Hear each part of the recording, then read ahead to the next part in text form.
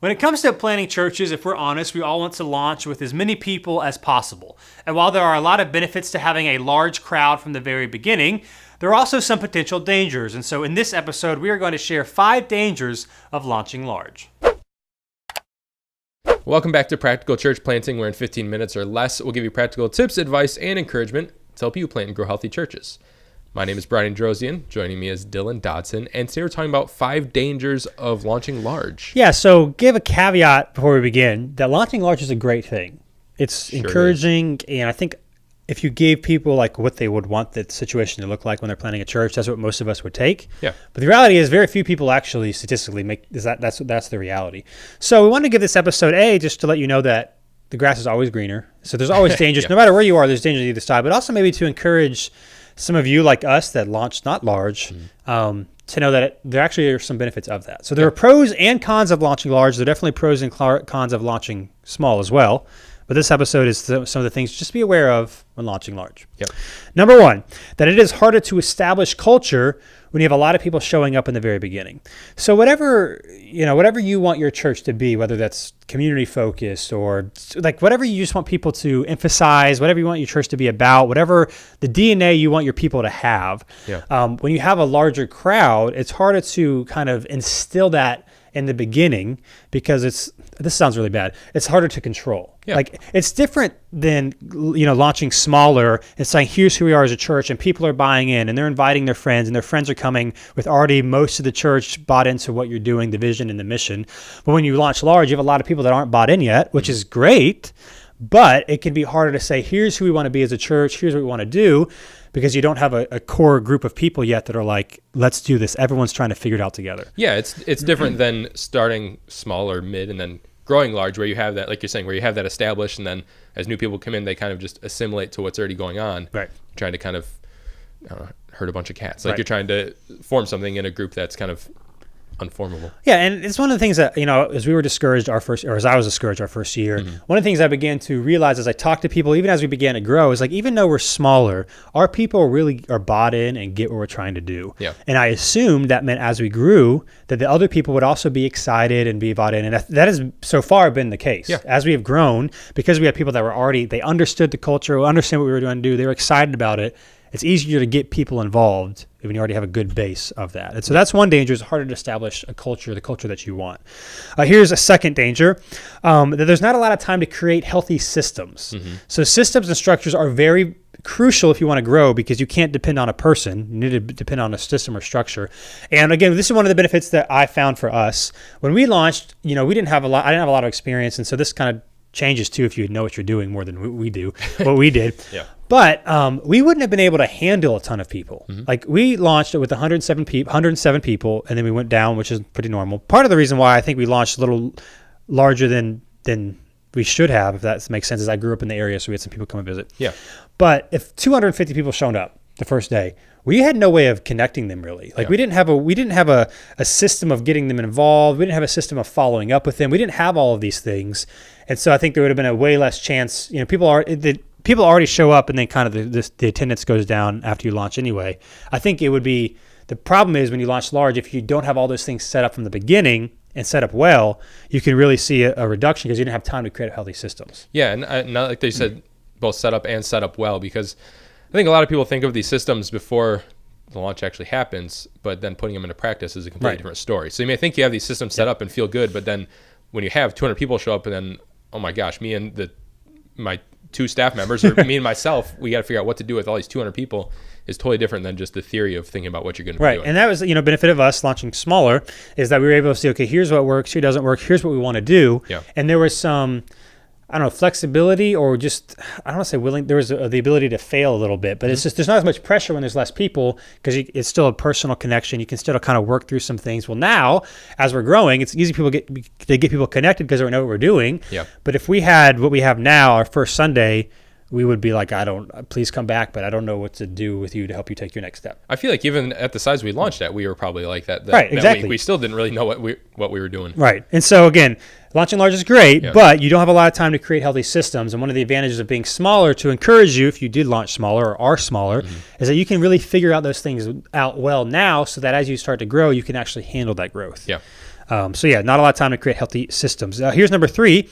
When you launch large, another danger is that it's harder to get people connected. And this kind of goes with the systems too. Yep. But when there's a lot of people and you're trying to get everybody connected at once, trying to find enough group leaders, trying to find the ability to train enough people that serve or volunteers or anything that you're trying to do, outreach projects, whatever, when you have a lot of people, it takes more work. And if you have a lot of people all at once, it can get really hard for people to come back. And I think this goes back to the establishing culture, because if you start small or start mid-sized and grow large, you have this, or at least hopefully you have this culture where as new people come, your core group or the people that have been there for a long time, they get pretty good at introducing new people and kind of getting them plugged in, even without the staff doing anything, just kind of connecting with people.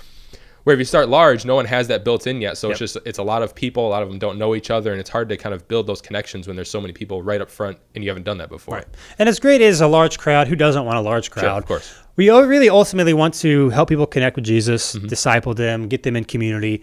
And it's just hard to do that when you have a bunch of people all at once and you don't have time to create systems and create ways to connect them. And so while a large launch is great, you will find that it's harder to get them actually connected because they're all trying to get connected at one time. And that can be a danger. Right. Here's number 4, fourth danger of launching large, is that the reduction drop off in size after your launch can be more discouraging because most churches, maybe half, maybe a little bit less than half, maybe a little more than half, just depends on where you are and all that sort of thing, lots of factors. Like you are going to go down the first few months, and then maybe the first year, like it's going to take a while to really settle in. And so when you have a bunch of people, like let's say you launch with 100 people and then you settle in at 50 in the next 3 months, and that's kind of your new base you're starting from.